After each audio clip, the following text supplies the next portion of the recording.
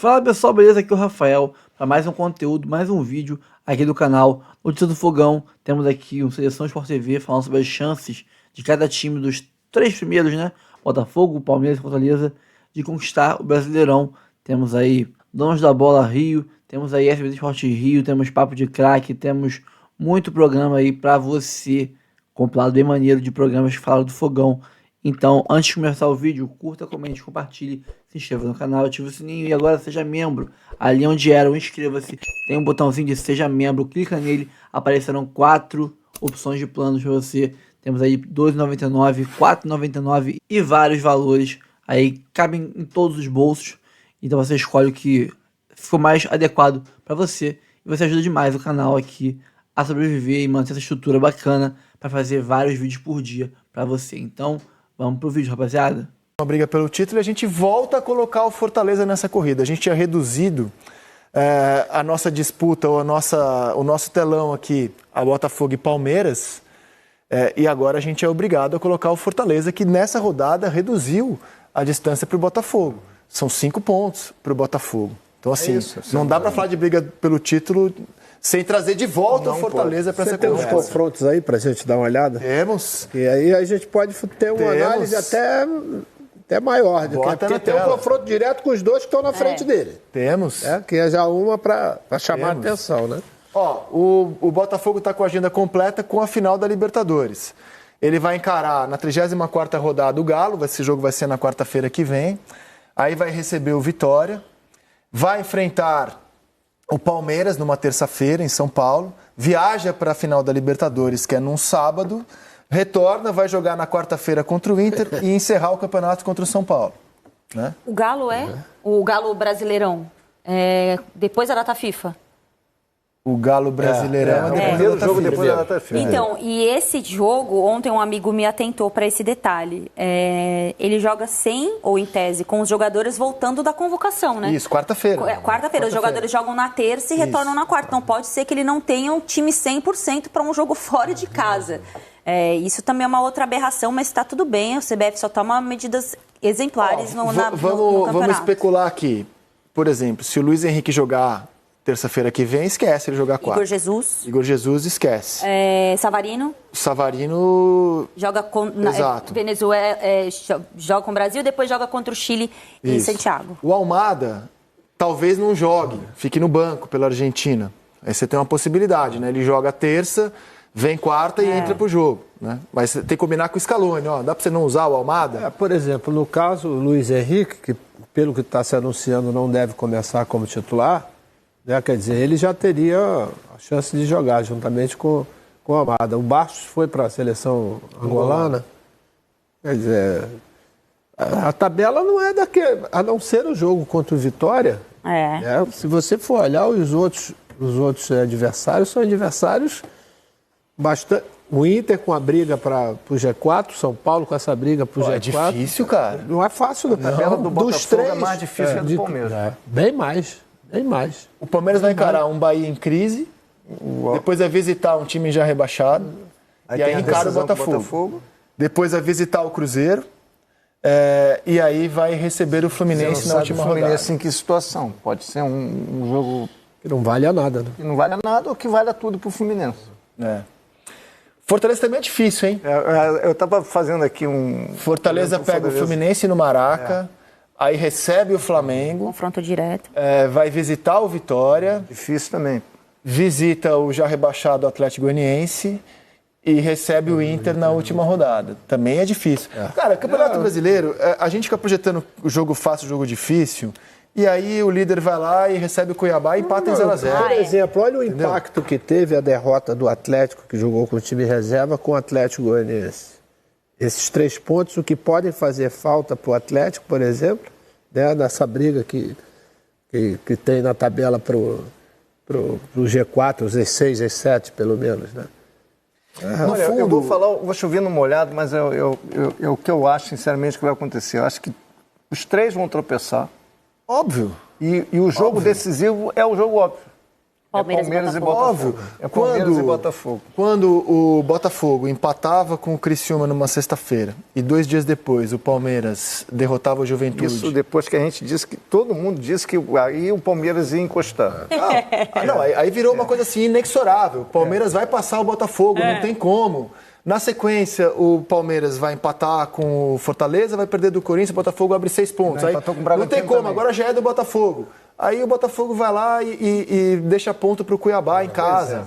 Inclusive, esse nosso gráfico mostra a diferença de pontos do Botafogo para o Palmeiras desde a queda do Palmeiras na Libertadores. A diferença é a seguinte, na 24ª rodada, o Botafogo estava em segundo, ele tinha 47 pontos, o Palmeiras estava em terceiro com 44. Na 25ª, Botafogo vencia o Fortaleza, assumia a liderança, chegava a 50 pontos. E o Palmeiras, em terceiro, tinha 47, depois de uma vitória sobre o Atlético Paranaense. Na 26ª, o Botafogo vencia o Corinthians, chegava a 53 pontos. E o Palmeiras vencia o Criciúma, chegava a 50. 3 pontos de diferença. Na 27ª, o Botafogo vencia o Fluminense, golzinho no fim, chegava a 56 pontos. E o Palmeiras chegava a 53 pontos, derrotando o Vasco em Brasília. Na 28ª, o Botafogo chegava a 57 pontos, empatando com o Grêmio em Brasília, e o Palmeiras diminuía para 1 ponto a diferença, batendo o Galo. Na 29ª, o Botafogo chegava a 60 pontos, ganhando do Atlético Paranaense, e o Palmeiras, empatando com o Bragantino em Bragança, chegava a 57, 3 pontos. Só que depois o Botafogo empatava com o Criciúma, e o Palmeiras vencia o Juventude, a diferença voltava a ser de 1 ponto. Na 31ª, o Botafogo vencia o Bragantino, com gol do Gregory, chegava a 64 pontos. E o Palmeiras, após empatar com o Fortaleza, chegava a 61. A diferença era de 3 pontos. Depois, o Botafogo vencia o Vasco, chegava a 67 pontos. O Palmeiras perdia para o Corinthians, mantinha 61, diferença de 6 pontos. Pô, agora já era, hein? Botafogo voando. Só que aí o Botafogo empatou com o Cuiabá, chegou a 68, e o Palmeiras amassou o Grêmio, chegou a 64. Concordo totalmente com o Lédio. A única coisa prudente aqui é dizer que eles vão deixar ponto no meio do caminho até o final do campeonato. Vão decidir o jogo. E o Fortaleza vai ficar tentando chegar perto, mas também vai tropeçar. E tem uma conta que é curiosa, que é que time que o Botafogo prepara para enfrentar o Palmeiras, porque é na semana da Libertadores. Não que eu pense que ele vai poupar. Eu me lembro, esse ano ele poupou contra o Grêmio e depois se arrependeu. Mas também tem todo o impacto de disputar uma final de Libertadores na semana de um jogo decisivo contra o Palmeiras, né? E por mais que a última rodada seja de frustração para o Botafogo, se você fizer um recorte das últimas 5 rodadas, o Botafogo ainda é desses 3 times o que mais pontuou. É o material que a gente preparou, o momento dos 3. Nos últimos 5 jogos, ok, a última imagem não é boa para o Botafogo, mas nos últimos 5 jogos, o Botafogo é o que mais pontuou. Ele teve 3 vitórias e 2 empates. Ele não perdeu, ao contrário de Palmeiras e Fortaleza. Então, no Brasileiro. Exato. O Palmeiras teve 2 vitórias, 2 empates e 1 derrota para o Corinthians. E o Fortaleza teve 2 vitórias, 2 empates e 1 derrota também. Qual que é o empate do Bragantino e Cuiabá do Botafogo, né? Os empates? Criciúma. Então, isso é uma coisa que tem me chamado a atenção. Os times que se defendem bem contra o Botafogo tem muita dificuldade. E o Arthur Jorge, ele fez o que dava, assim, né? Ele tirou o volante, colocou o Gregory, tirou o lateral, colocou o Gregory na lateral, colocou os atacantes. Ele não empilhou o atacante, muito pelo contrário, ele mudou um pouquinho ali a forma dos jogadores do encaixe, porque como o Cuiabá jogava com uma linha de 5, então ele empurrou ali pelo menos 4 jogadores para tentar mexer a linha de defesa. Mas os times que se defendem bem, o Botafogo tem dificuldade. Ele sente mais conforto com o time que o ataca. Porque ele não só usa a transição como contra-ataque, ele é um time mais físico e sabe usar isso a favor. Então, eu acho que fica aí um pouco uma atenção para os próximos jogos, principalmente olhando a tabela, né? Ele tem jogos contra times da parte de baixo da tabela, times que jogam menos, né? Que jogam de outra forma. Então, eu acho que vale a atenção, porque o Arthur Jorge vai ter que encontrar recursos para furar esses bloqueios e ele não conseguiu. Pelo menos esse jogo, trabalhei no jogo contra o Cuiabá, ele teve enorme dificuldade. O Cuiabá, no primeiro tempo, teve até chance de sair na frente do Botafogo, né? Depois que na reta final do segundo tempo ele até melhorou. Mas é uma forma que o time tem encontrado dificuldade, sim, com equipes que marcam mais. Mas eu acho que, mesmo com toda essa dificuldade, o que criou de oportunidade, muito. Bola que o Marlon salva, né, do Júnior Santos. O Walter fez uma ótima partida, o goleiro. Quer dizer, eu acho que a preocupação maior até seria se por acaso não tivesse tido, né? Criação. Porque o Botafogo consegue jogar, esse time montado pelo Arthur Jorge, ele consegue jogar contra times que jogam muito fechado, como você falou, e mais ainda quando ele precisa usar a velocidade na transição, do contra-ataque, pela qualidade e velocidade dos jogadores, né? Eu acho que faltou, até o próprio Arthur falou, faltou eficiência né, nas jogadas que foram construídas pelo time. Olha, o Brasileirão é tão maluco, cara, é tão imprevisível, é tão equilibrado, que há 3 rodadas o Corinthians estava jogando para sair da zona do rebaixamento. Ele passou 20 rodadas no Z4 e ele estava jogando para sair dela, ganhou do Cuiabá. E ele já é o 10º. Né? Após engatar uma sequência de 3 vitórias seguidas, ele é o 10º. E hoje alimenta o sonho de jogar Libertadores. Jogou quase metade dos jogos nas últimas 4 rodadas. É isso aí. Olha a minha teoria dos 10 últimos jogos. Sim. Aquela minha teoria. Sim. Não adianta, porque é verdade essa teoria. Por exemplo, você olha na parte de baixo da tabela, o Bragantino já, entendeu? É uma sequência de resultados ruins que já colocou o Bragantino já naquela dificuldade. O Atlético a gente não fala que já vem um bom tempo, o Paranaense já vem um bom tempo já caindo de produção. Não, e assim, vou te falar, é um sonho real de jogar Libertadores, no caso do Corinthians. Para quem estava tão desesperado com o rebaixamento, a Libertadores pode chegar até o Corinthians, dado o número de vagas que a gente pode abrir esse ano no Campeonato Brasileiro. E a Copa do Brasil também, né? Sim, porque quem joga Libertadores joga a Copa do Brasil. E não só isso, né? Porque esse ano, se você for olhar ali os arranjos, a chance do Corinthians disputar a Copa do Brasil era mínima. Já se falava, não vai ter dinheiro. E agora, olhando como... Acho que foi o Atlético Paranaense que pegou essa 9ª vaga. O Corinthians pode pegar a vaga na Copa do Brasil através do Campeonato Brasileiro. Fala do meu fogão, hein? O Botafogo só volta a campo no dia 20, numa prévia aí do que será a final da Libertadores. Porque agora, o próximo jogo do Campeonato Brasileiro, o Botafogo pega o Atlético Mineiro na Arena MRV. Esse jogo pode acontecer sem público, hein? Cadê? Hora do último descanso antes da sequência mais decisiva da história do Botafogo. O elenco alvinegro terá 10 dias sem jogos antes do confronto diante do Atlético Mineiro pelo Campeonato Brasileiro. Após a confusão na final da Copa do Brasil, a expectativa é que o jogo contra o Botafogo na Arena MRV aconteça de portões fechados. Independente da decisão da Justiça, o time carioca conta com um bom retrospecto fora de casa na competição, onde é o melhor visitante. Por enquanto, o elenco segue de férias e deve se reapresentar na próxima quinta-feira. Luiz Henrique, Igor Jesus, Almada, Savarino e Gatito Fernandes foram convocados e voltam apenas na próxima semana. Depois da partida contra o Galo, o Glorioso ainda enfrenta o Vitória e o Palmeiras antes da final da Libertadores, também contra o Atlético Mineiro, no dia 30 de novembro. Até lá, foco no Brasileirão, onde segue no topo da tabela, também almejando o título nacional. E essa possibilidade de não ter título, de não ter público. A gente pensa... De não ter título? Não, de não ter público. É porque veio da palavra título. A gente pensa que é o justo. Porque se a gente lembrar o que aconteceu com o Vasco no ano passado, né? Passado já, né? Que eu tô me embolando com as datas. Uma confusão em São Januário, até sem estar na hora do jogo, né? E o Vasco ficou fora de São Januário um tempo. Também na Vila Belmiro, no mesmo ano, uma confusão na Vila Belmiro, com invasão e tudo mais. E ela ficou com portões fechados um tempo, não foi? O que foi, Pedrosa? Não. Foi que houve? Foi isso. Na Vila Belmiro foi até pior, porque botaram fogo. E o Vasco pegou mais punição que lá, mas todos tiveram essa questão. E agora tem a regra aí nas últimas rodadas que o Atlético não pode jogar fora de Minas. Então, seja lá qual for a punição, ou ele vai ter que jogar de portões fechados, ou jogar... Tem o Mineirão e tem o Independência também, né, o Pedrosa? Cara, a verdade é que o Atlético teria que pegar um gancho extremamente grande por tudo que aconteceu. A gente teve fotógrafo ferido, a gente teve ataque a jogadores. As imagens estão até aparecendo. A gente teve confusão, a gente teve ataque a jornalistas. A Beli Costa, por exemplo, que é uma jornalista que estava lá na beira do campo, foi xingada à torta e à direita, o cara tentou jogar um negócio nela. Então, assim... se fosse um estádio comum, como é antigamente, como é São Januário, quantos jogos São Januário ficaria fechado? Quantos jogos a Vila Belmiro? Quantos jogos outros estádios mais antigos? Isso tudo foi numa arena, hein? E numa arena que, inclusive, aquele setor ali, geralmente é um setor mais caro. Então isso é para mostrar para as pessoas que ter dinheiro ou não tem nada a ver com educação. Muito pelo contrário, tá aí, ó, pra provar. Dentro de uma arena tecnológica, um setor caríssimo, e aí os vândalos fizeram a mesma coisa. Então ter dinheiro ou não tem nada a ver com educação. Pra mim, o Atlético Mineiro tem que pegar um gancho pesado, porque foi muito grave o que aconteceu na Arena Tem MRV. um outro ponto, a gente fala muito da ação dos torcedores, que é a ação que a gente obviamente é contra aqui, mas teve uma ação do Atlético Mineiro que a gente não pode deixar passar batido. O Atlético Mineiro mostrou, ou melhor, teve uma atitude de time pequeno.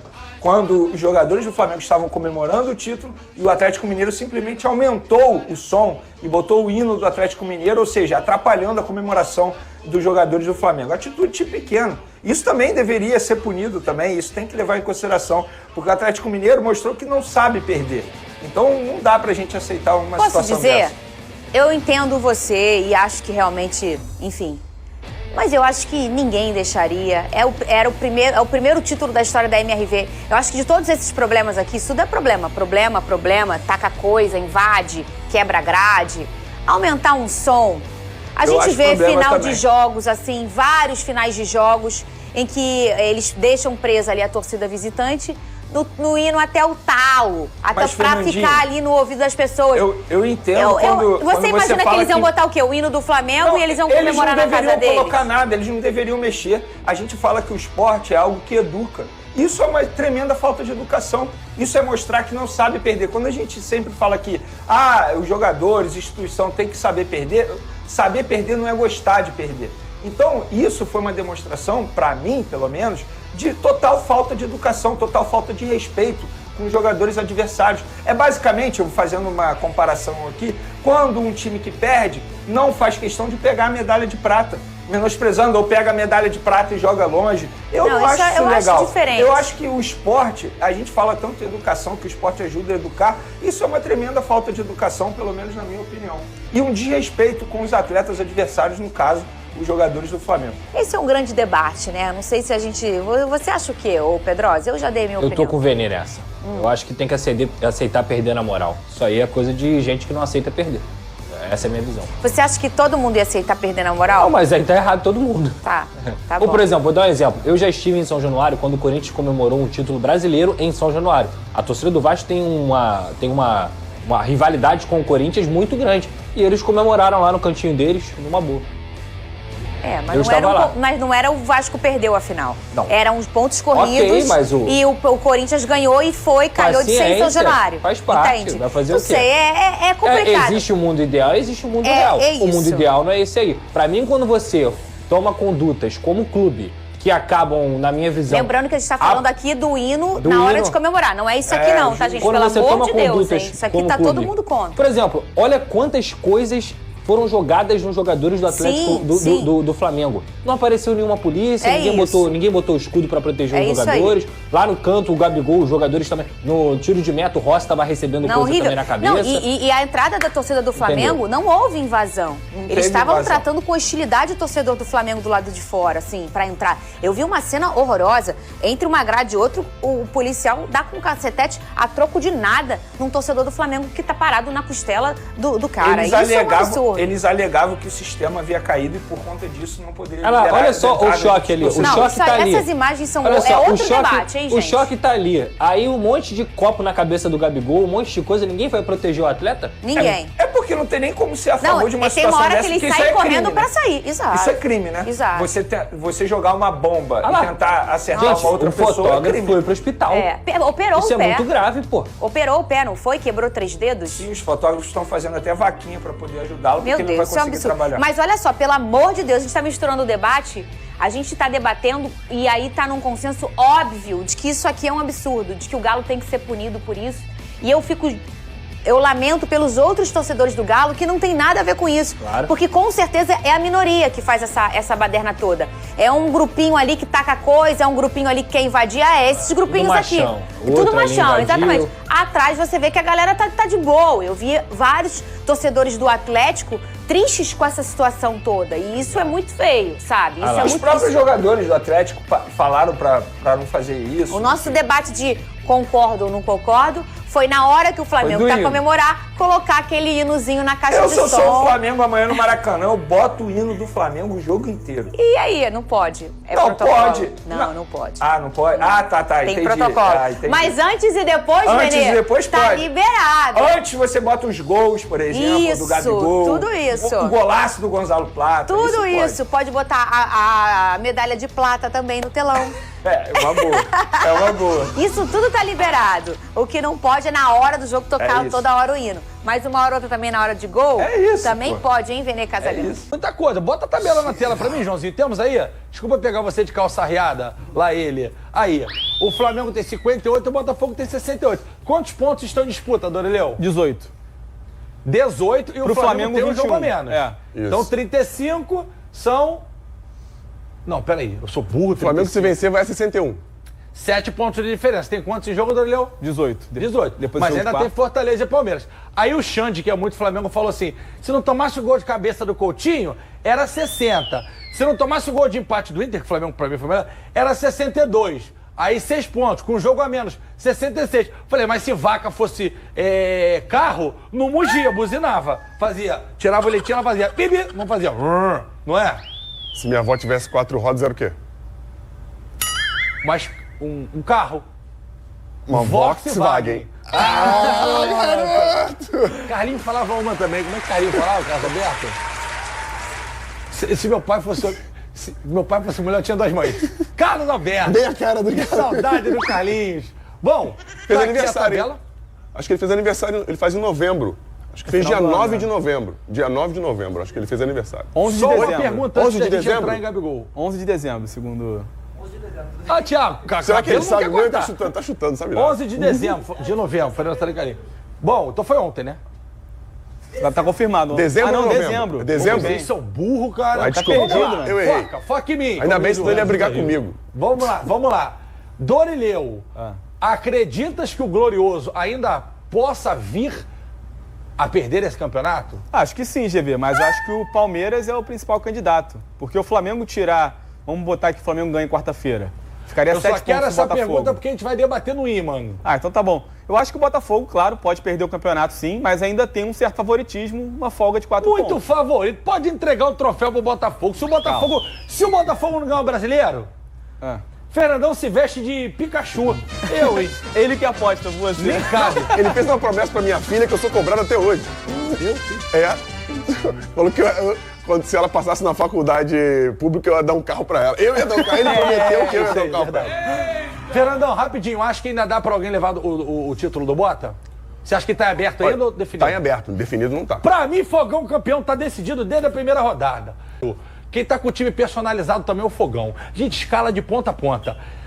O Fogão aproveita o último respiro pra descansar antes da reta final, da reta decisiva pra jogar a Libertadores. E quem conta tudo pra gente, Igor Dorilov. Quer contar aqui ou no VT? Lá no VT. No VT, então tá bom. Bola na trave. Zagueiro tirando em cima da linha. Goleiro fechando o gol.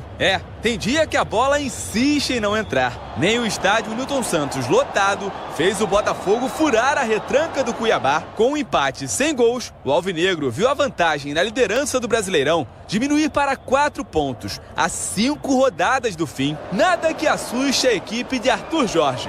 Pelo menos é o que ele próprio garante. Para nós não impacta nada. Eu sei que para vocês e comunicação vai impactar e vão ter a oportunidade de falar um bocadinho mais sobre isto, porque eu também não me esqueço que há 4 jornadas atrás o Palmeiras era campeão porque ia receber o Botafogo e tinha um ponto só de desvantagem. Isto foram vocês, nunca eu disse aqui, mas vocês, e vocês imprensa, estou a generalizar, disseram que não, está entregue para o Palmeiras porque 1 ponto jogam em casa com o Botafogo, isto são favas contadas. Faltam 15 pontos muito difíceis de conquistar, muito difíceis mesmo. Sei também que os adversários não vão fazer 15 pontos. Não vão fazer 15 pontos.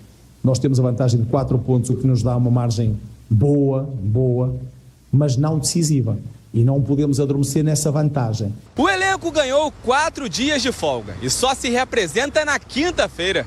Esse será o último respiro sem jogos na temporada. Serão 10 dias sem partidas, período que pode ser importante para descansar alguns jogadores, fisicamente e mentalmente, e ajustar aspectos táticos. O Botafogo só volta a campo no dia 20, quando enfrenta o Atlético Mineiro fora de casa em uma espécie de esquenta da final da Libertadores. O duelo vai acontecer um dia depois da maioria dos confrontos entre as seleções pelas eliminatórias, o que vai obrigar Arthur Jorge a mexer no time. Me parece um absurdo ter um jogo após as seleções jogarem, e estamos a falar que vamos ter a seleção brasileira a jogar aqui no Brasil, vamos ter uma seleção argentina a jogar em Buenos Aires, vamos ter uma seleção venezuelana a jogar no Chile, Paraguai, portanto temos jogadores espalhados por este continente fora e com menos de 24 horas ou 24 horas para tentar chegar ao jogo seguinte.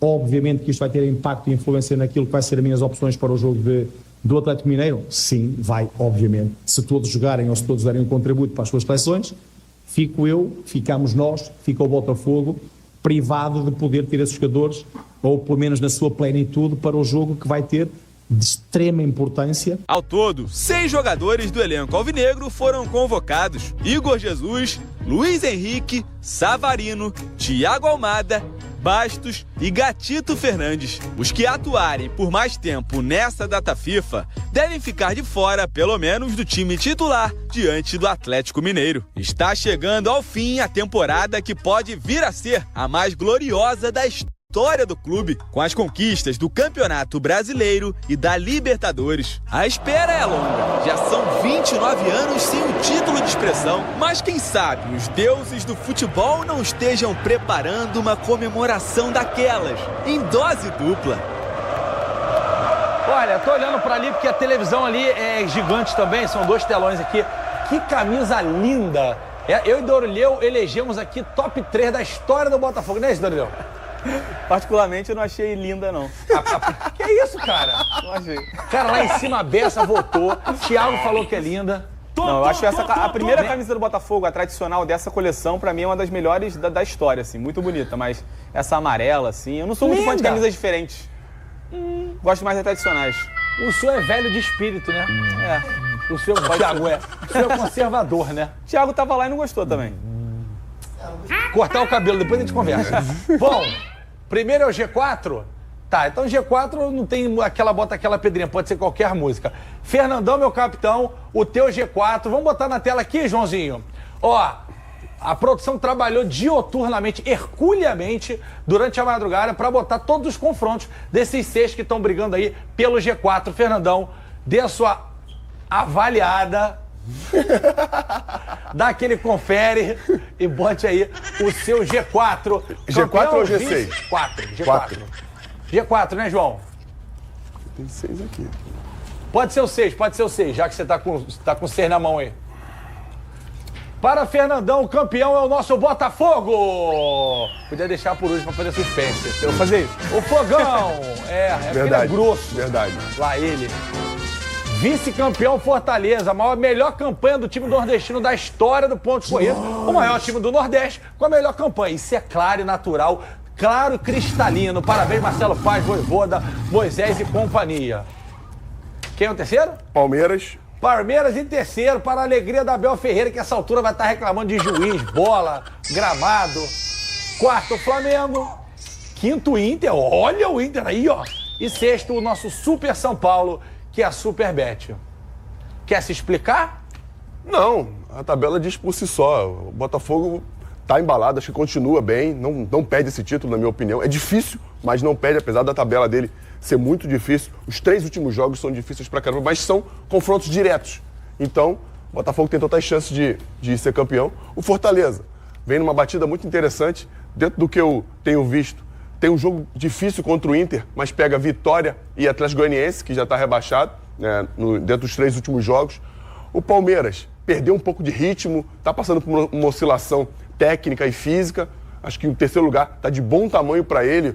O Flamengo, por tudo que aconteceu no ano, poderia até ter atrapalhado um pouco mais os primeiros colocados, mas também está de bom tamanho, o 4º lugar. Já tá com canequinha em casa, né? O Inter, cara, depois de tudo que aconteceu em Porto Alegre, o Inter ser 4º colocado é um feito maravilhoso do Roger Machado e do time do Internacional. E o São Paulo, acho que tá ali meio que...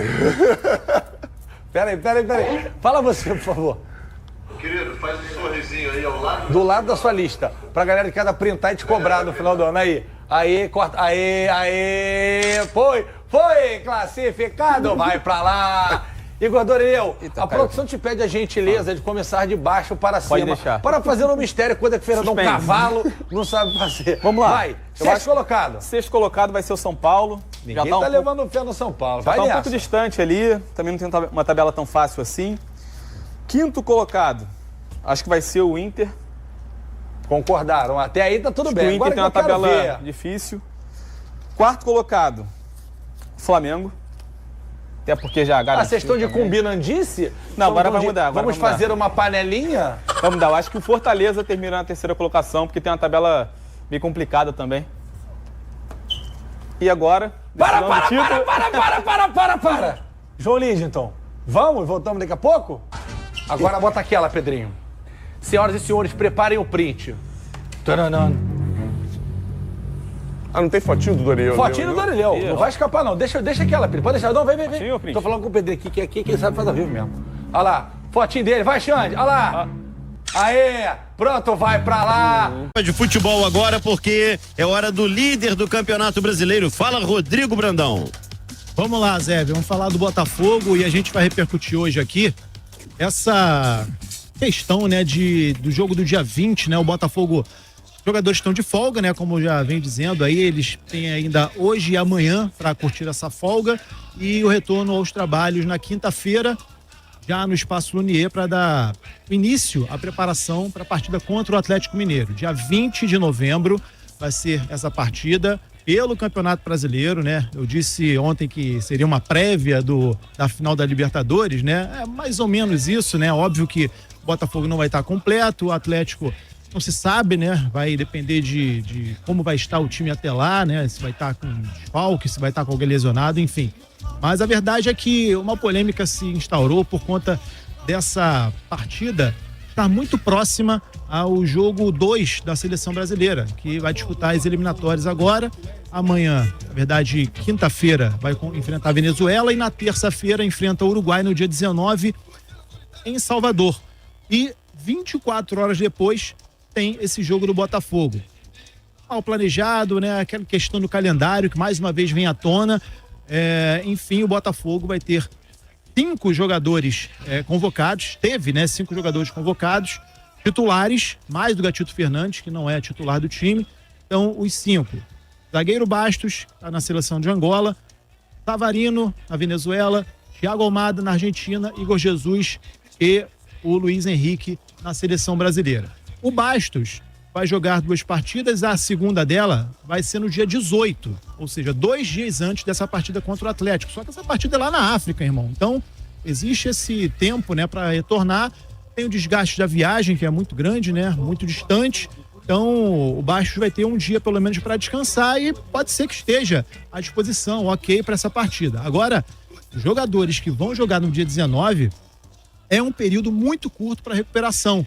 Os 5 jogadores, Gatito, 6 na verdade, 5, né? O Gatito, o Almada, Savarino, Igor Jesus e Luiz Henrique jogam no dia 19 e aí teriam 24 horas para retornar ao Brasil, dar uma meia descansada ali e ser avaliado pela comissão do Botafogo para saber se estão à disposição de jogar. Agora, isso é um absurdo, né? Porque não tem condições físicas de um jogador atuar 2 vezes, né? 2 partidas oficiais, um dia após o outro. E isso foi tema de discussão, tema da coletiva do técnico Arthur Jorge após o empate do último fim de semana, né? O Botafogo ficou no empate no estádio Newton Santos e uma das perguntas para o técnico Arthur Jorge foi sobre essa partida contra o Atlético Mineiro. Ele falou a respeito desse calendário, disse que acha um absurdo e vamos ouvir então o que tem a dizer o técnico Arthur Jorge sobre esse assunto. Tá aí, guerreiro. Nosso estagiário fazendo bobagem de novo. Botafogo, Arthur Jorge. Sonora Botafogo, Trapaixa sonoras. Vamos lá. Aí, ó. Aí. Isso, fala tu, Jorge. Já falei sobre isso também, sobre a questão que me parece um absurdo ter um jogo após as seleções jogarem e temos jogadores espalhados por este continente fora e com menos de 24 horas ou 24 horas para tentar chegar ao jogo seguinte. Obviamente que isto vai ter impacto e influência naquilo que vai ser as minhas opções para o jogo do Atlético Mineiro. Sim, vai, obviamente. Se todos jogarem ou se todos derem um contributo para as suas seleções, fico eu, ficamos nós, fica o Botafogo, privado de poder ter esses jogadores, ou pelo menos na sua plenitude, para o jogo que vai ter de extrema importância. Estamos a falar, eu estou a falar disto nos últimos 5 jogos de campeonato. Não estou a falar nos primeiros 5. Os 5 últimos jogos nós conseguimos ter uma equipa que luta pelo título e condicionada e privada de jogadores porque têm jogos de seleção no dia anterior ao seu jogo. Isto para mim é um absurdo. Aí, portanto, a indignação do Arthur Jorge, de fato, com toda a razão, perder 5 jogadores. Deixa eu só te fazer uma pergunta, Brandão, aproveitar que você está aqui. O Botafogo, Botafogo, a CBF, enfim, não poderia ter postergado esse jogo? Do Atlético contra o Atlético? Mas não tem data, né, Azevedo? Não tem data. Cara, mas eu vou explicar. O Botafogo... vamos botar o jogo na quinta-feira? Não pode, porque o Botafogo joga sábado contra o Vitória.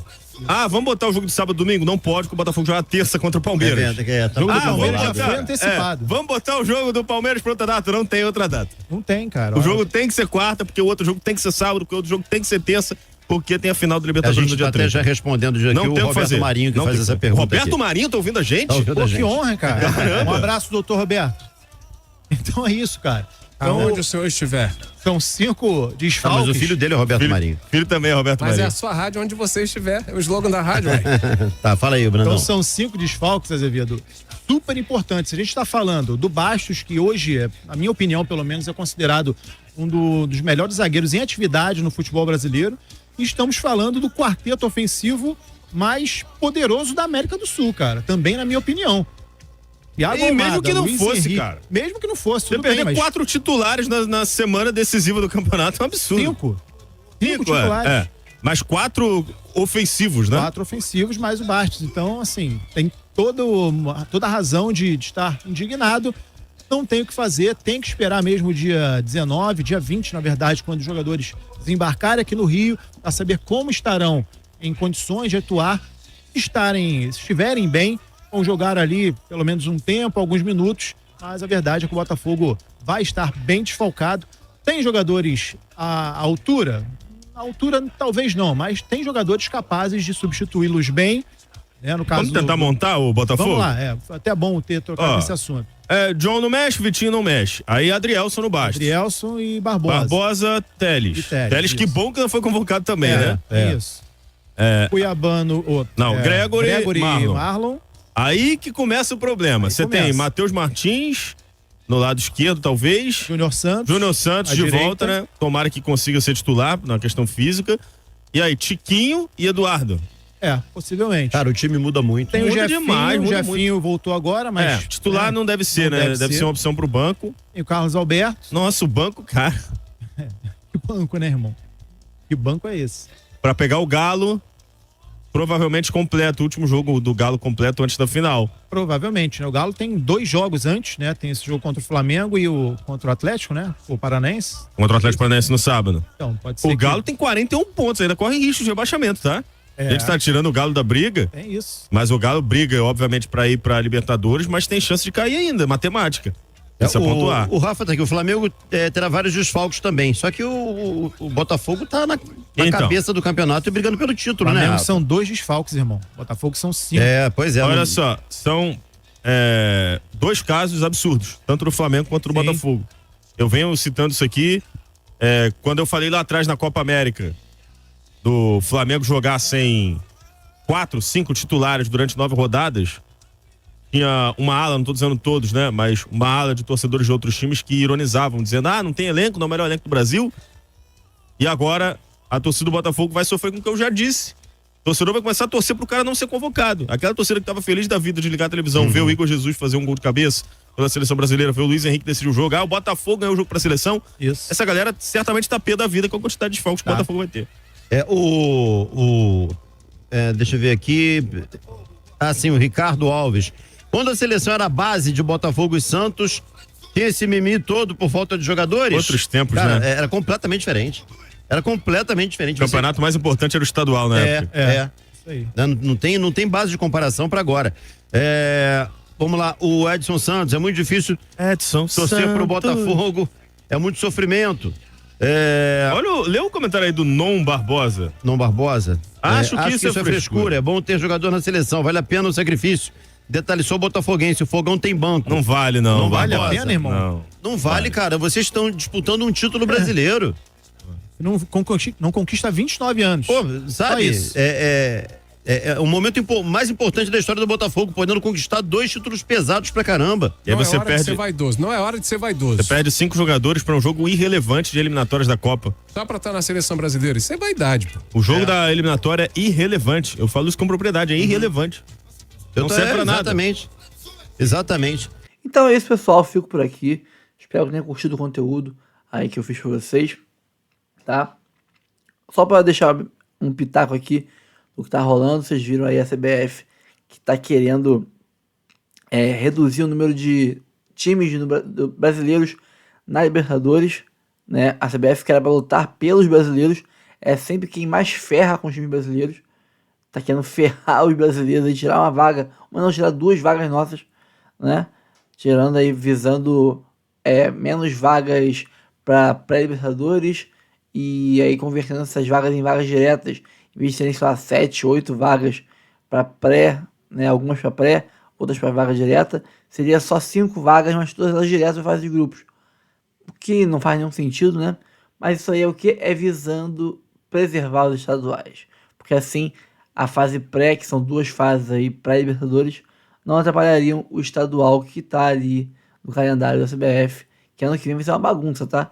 Começa lá pelo dia 10, mais ou menos de janeiro, e vai terminar no dia 12 ou 20, acho que é 21 de dezembro, cara.